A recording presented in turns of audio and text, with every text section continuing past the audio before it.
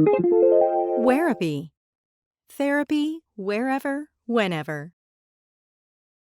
So, welcome to the third episode of Coffee with a Therapist.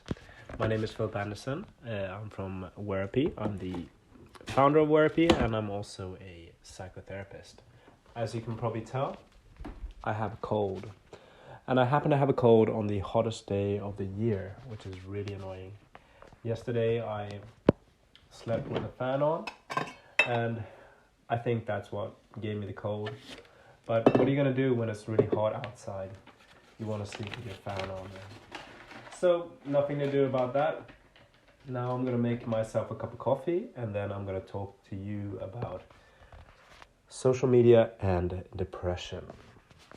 So, stay tuned.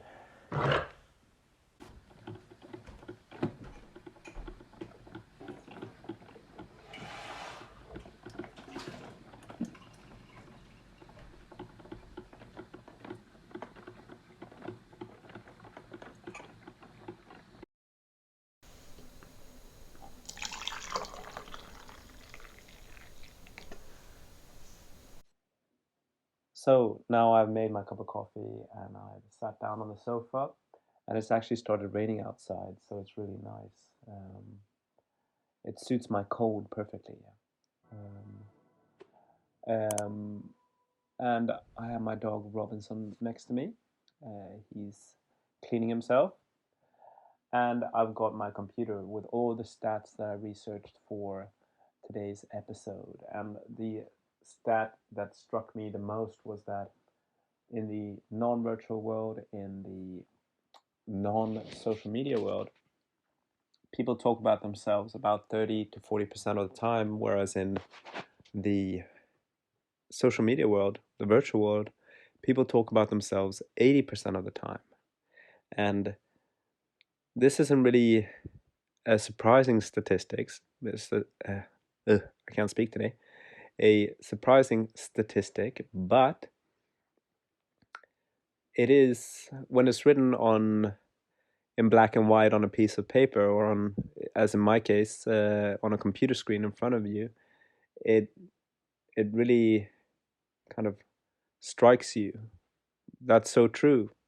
I was at a christening the other day, and I was with my girlfriend that I'm living with, and I was thinking, well, I'll take a few photos of this christening, and then I'll take a photo of us, and then I'll I'll put it up on social media. Maybe I didn't do it in the end, but I thought I would do that. Yeah, and even then, it doesn't become about the christening; it becomes about you being at the christening. Yeah, so have a look at your social media feeds, and you'll see that maybe about 80% of the time you'll you'll be talking about yourself, your friends will be talking about themselves, and everyone you see will be talking about themselves, especially obviously people who are promoting their businesses on social media, but others will too. Yeah, most of the time, according to statistics, 80% of the time. Yeah. So I, for one, I'm gonna try to have a little bit more in my social media feed, which is not about me. Yeah, I'm gonna try my best. But the main thing with social media um, is that when everybody gets involved in branding in social media in one way or another, we are showing the world who we are. We are putting up the storefront to our being, yeah. And this is obviously a false version of ourselves that we're building. And people are interacting with it and finding, wow, this is obviously an interesting person to be with. They like these activities, they do these things, they have this many friends, and they seem to have a great family. Yeah. And we're seeing people interacting with the fake version of ourselves. We're seeing people liking, loving, commenting, and sharing pictures and comments that are representing the fake version of ourselves. And we're seeing this take place from the perspective of the real version of ourselves. Yeah, behind that computer screen, behind that storefront that we're building on social media, there is the back office. There is the real person. Yeah. Usually when we go into a coffee shop or just a normal shop, we see a beautiful shop. Yeah, the storefront is really nice. We go in, it looks really nice, and then you can see kind of at the back there is this swinging door which the the staff goes through to maybe take breaks, or it's a kitchen or something, and it looks terrible inside there. Yeah, and that's the real part of us. Yeah. And in social media that is the same. Yeah, but in this case we're witnessing people interacting with the fake version of ourselves from the perspective of the real version. So we're seeing them liking, loving, commenting, and sharing the fake version of ourselves. Yeah, and this gives us an opportunity, or this allows us to doubt the interaction. Yeah, well, these people only like the version of myself that I'm putting out there. Yeah, they wouldn't have liked the real version of myself, the one that is not spending every weekend hiking or fishing or whatever. The version of myself who's just maybe watching TV for a whole day, or feeling really bad for a longer period of time. Yeah, and this is where the depression sets in. Yeah, depression is born in the space between the real version of ourselves and the fake version of ourselves. The bigger the difference is, the bigger the depression becomes. Yeah. So that's the first aspect, the psychological process that is behind depression when it comes to social media use. Then there's also the impression that we are missing out on something. Yeah, FOMO and YOLO. Yeah, we're seeing everyone YOLOing and we're FOMOing. Yeah, and as comical as that sounds, that's something that triggers us. Yeah, um, we see that other people are invited to events that we're not invited to. We see that other people are living fulfilling lives that we are not living. Yeah, and for some reason we are setting the standard for ourselves in accordance with the fake version of those other people. Yeah, because remember, they're only sharing the fake version of themselves. They're not sharing the real version of themselves. So we're seeing a fake version, and somehow since that's drowning out our feed, the fake version of all these people who are supposedly living really fulfilling lives, we we are forced to set the standard for the real version of ourselves up to them. Yeah, so that drives us to do things that maybe we don't really like doing, or things that we think that other people would like us to do. Yeah, or would find cool. Yeah, or find, or anything that would give the impression that we're an interesting person. Yeah, we might be seeing those people hiking or kayaking, and we might not be that type of person, but we might think, well, yeah, if I don't do, I'll do this, and people will like me for it. Yeah. So that's again the real version of ourselves interacting with the fake version of someone else. Yeah.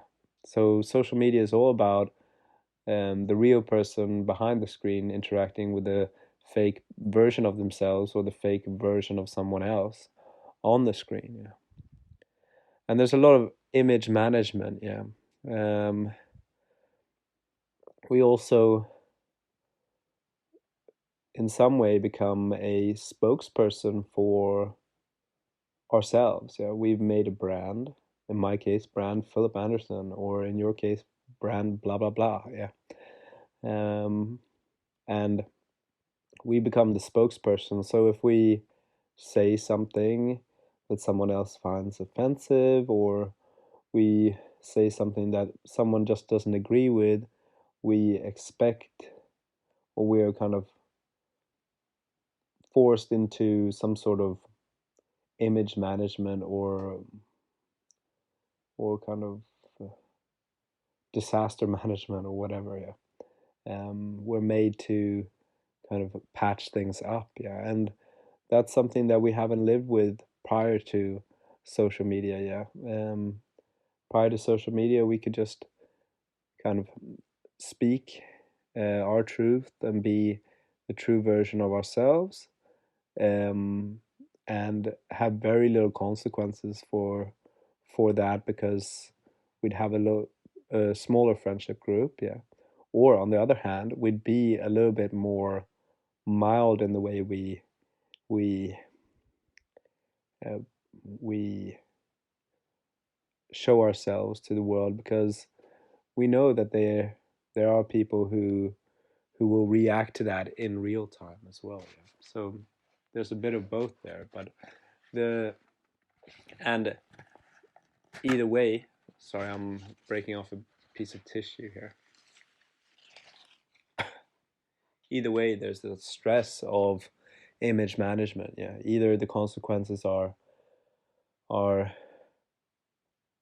too few, and we feel like we can say what we want and we make a mistake, or we have what feels like the world watching every social media post, and kind of going through the fine text of every comment, and correcting you or saying that you're wrong with this. Yeah, and they could also um, be be referring to a comment that you made several years ago. Because nowadays people have had their social media accounts for a decade in some cases. Yeah, so we can still be held responsible for something that we said or did 10 years ago when we were a completely different version of ourselves. Yeah. So the internet and social media doesn't really allow people to change in the same way, and doesn't really allow people to change their minds because they think that it's written in stone. Yeah. So that's something that can also create a lot of depression. Yeah. Another fact that I found was that the effects are stronger with the girls. Yeah, the depressive tendencies are stronger with women, because they they are forced to the whole standard thing that I talked about earlier, and the management thing that I talked about just now relates to girls a little bit more than it does with boys, even though it relates to boys as well. Yeah, there's a lot more kind of exclusatory um, um, actions from women. Yeah, so if you're in a group or you're not in a group. Yeah, and that kind of herd mentality or that group mentality is kind of more prevalent there. Whereas with young boys, if they have one friend, they're usually fine with it. Whereas girls, they tend to have maybe more than one friend. They have like three or four or five, and they feel like they risk being excluded by the group, and that becomes obviously a very traumatic experience. Yeah.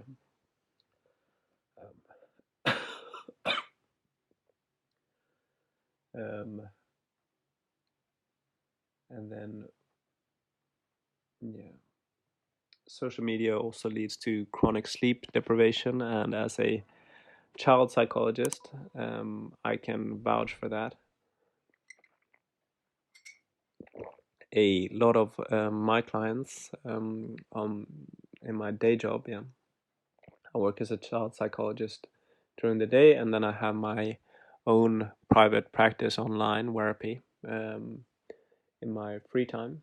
Um, but and in the private practice, I do adults as well. But a lot of young people, um, one thing that we always check is when do you go to sleep? Yeah, and they say, oh well, I go to sleep at about 10 o'clock.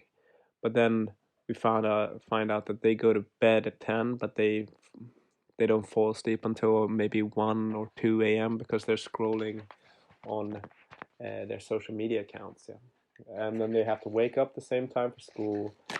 They become deprived of sleep, and being deprived of sleep um, makes you more susceptible to depressive thoughts. Yeah, depressive thought patterns.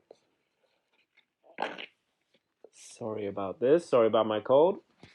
If you heard that, yeah.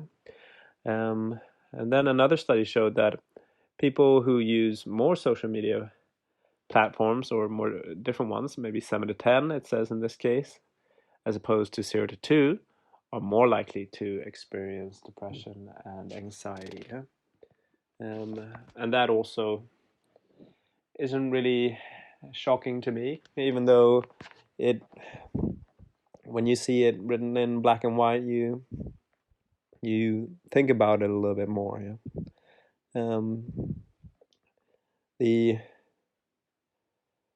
kind of FOMO and YOLO aspect of social media. Yeah, loads of people only living once and doing all these fun things, and then you being trapped inside, and you seeing them on many different platforms, not just one platform. Yeah, because apparently one platform isn't good enough nowadays. Now you have to have Facebook, Instagram, TikTok, Twitter, and whatever is trending right now. Yeah. And and it's this constant searching um for attention, yeah, or for recognition. Yeah. People who don't feel recognized in their lives, they can take out their phone and upload a photo onto a social media account, and they can get instant gratification. Yeah. And the studies also show that receiving likes and noticing that you receive likes or shares or whatever, depending on the social media platform, triggers the same part of the brain that drug and alcohol abuse does. It releases dopamine. Yeah, so we get that same kick. We get the kick of getting recognition, because in our real lives, nobody's gonna just randomly see somebody wearing something and say, "Oh well, that looks really great." Well, in some cases, some people do, and that's really nice, but that doesn't happen um, often enough. Yeah, those forms of recognition doesn't happen often enough, and somehow in the virtual world, we find it easier to give that recognition.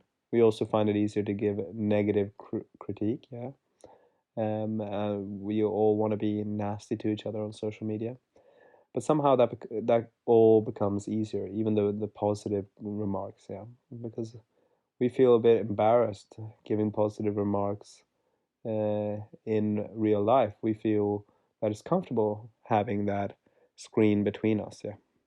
So those searching for those likes on these different social media platforms, and maybe one time not getting as many as you used to, um, will make you feel bad. Yeah. Um, Getting a dopamine kick will want you to get more. Yeah. Will push you to get more. Yeah. And that is why we're not happy with one account. We want several different accounts on several different platforms. Yeah. And that also makes us vulnerable to people not giving recognition, or people giving negative recognition, or seeing other people get recognition, and and setting that as the standard for ourselves. Yeah. And we might post one post that gets really popular, and we might set that as the standard for ourselves. Yeah. So this is the trap that we're falling into, the dopamine chasing trap. And again, just to kind of round up, I, as I mentioned earlier in the show, we interact with the false version of ourselves and the false version of others, yeah, from the perspective of the real version of ourselves, the real self. We have created the shop window, where we are presenting to the world our product, our brand, how good we are as a person, how fulfilling a life we have, the activities that we do, the family that we are with, and the friendships that we have. Yeah, and we're seeing them interact with us, with the false version of ourselves, from the perspective of the real version. And even when we get that gratification, we there's a little room for doubt there, because we're thinking that, well, okay, they just liked that fake version of me. If they had known the real version of me, then they probably wouldn't have given me a like in real life. Yeah.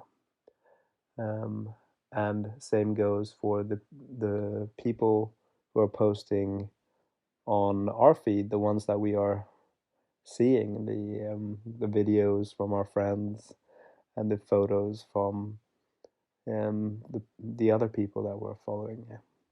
They are uploading a fake version of themselves that is setting the standard for the real version of ourselves. That is putting pressure on the real version of ourselves. Yeah. So, and in the distance between the real version of ourselves and the fake version of ourselves and the fake version of others is lies the depression. Yeah. So the bigger the distance between them, the bigger the depression can be. Yeah. So one piece of advice for you who are using social media accounts and you want to be a bit more, and you are suffering from depression, and you kind of want to keep using social media accounts but dampen the effect they have on you, is to present a more real version of yourself on the accounts. Yeah. um, and maybe not follow people who are showing too much of a fake version of themselves. Yeah. um, you don't have to be interested in what some long lost friend from uh, high school back in the day is doing on a Sunday afternoon. Yeah. All you really need to be interested in is the people who are close to you. Yeah. So remember that. I hope you liked this podcast. If you're interested in what what I say in these podcasts, go over to my website www.wherapy.com and have a look around there. Also post articles which relate to each podcast.